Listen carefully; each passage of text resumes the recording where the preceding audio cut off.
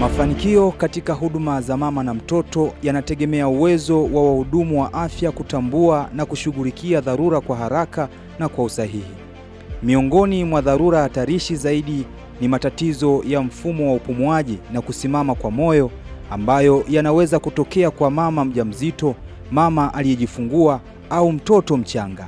Hospitali ya Rufaa ya Mkoa wa Morogoro kupitia idara ya ubijiwai imeendesha mafunzo maalum kwa ajili ya watumishi kujengeana uwezo wao kwa wao ili kukabiliana na changamoto kama hizo wawapo kwenye majukumu yao. Napenda kushukuru hospitali kwa kutuwezesha kutupatia mafunzo haya ambayo yameandaliwa kwa siku 3. Baada ya kuratibu mafunzo haya, washiriki wangu wamejieleza kwamba mafunzo haya yamewasaidia na yatasaidia katika kuhudumia mama na mtoto, kwamba watabadilika. Wameweza pia kupractice jinsi ya kufanya cardiac massage, kushtua moyo ambao umesimama, na pia kumwekea tube mgonjwa ambaye anashindwa kupumua. Lakini pia wameahidi kubadilika kwenye kitengo kizima cha kuzuia maambukizi wakati tunaendelea kuhudumia mama na mtoto, ili wasiweze kupata sepsis, tunaita maambukizi, wakati wakiwa hospitali.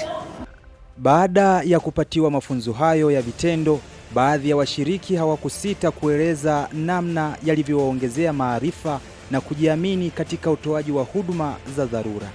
Nimehudhuria mafunzo ya kumsaidia mama katika upumuaji, kumwekea mipira wakati wa kujifungua akiwa amekosa hewa yapate kumsaidia. Tumeanza tarehe 16 na leo tarehe 18 tumemaliza.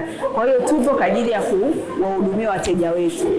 Baada ya mafunzo nimeelewa namna ya kumhudumia mgonjwa akiwa kwenye hali mbaya, namna ya kuweka mipira ili kumwezesha kupumua, ili asipate complications za kupoteza mtoto na mama kupotea mwenyewe. Tunashukuru sana kwa sababu mafunzo haya yatatusaidia sana katika utendaji wetu wa kazi, hasa pale tunapopata dharura, pale ambapo tunapokuwa tunatoa huduma kwa mama ambaye labda amejifungua au mama ambaye tunamhudumia na magonjwa, amekuja na magonjwa mbalimbali, kwa bahati mbaya akapata dharura. Mafunzo haya yatatusaidia kuweza kushtua moyo wake na kuweza kusaidia kurudisha uhai wake. Mafunzo haya yatatusaidia sana. Kwa hiyo tunashukuru sana na tumeelewa kwa kile tulichofundishwa na tutakifanyia kazi. Asante. Baada ya washiriki kueleza walichojifunza, mkufunzi alisisitiza kwa utulivu kuwa mafunzo hayo ni hatua muhimu katika kuimarisha uwezo wa kuokoa maisha ya mama na mtoto wakati wa dharura. Tuipende kuwapongeza viongozi wote ambao wameshiriki kuandaa zoezi hili. Kama idara tulikuwa tumechagua mafunzo ambayo yamelenga dharura kulingana na idara zetu zenyewe zimebezi sana kwenye masuala ya dharura. Kama idara ya ubijiwai tulichagua mafunzo ambayo yatalenga sana kwenye zile kazi zetu za dharura. Kwa mada ambazo tulikuwa tumechagua ni kuwasaidia kina mama ambao watakuwa wameshindwa kwenye masuala ya upumuaji, lakini pia kwa wale wagonjwa ambao watakuwa wamepata changamoto ya moyo kusimama.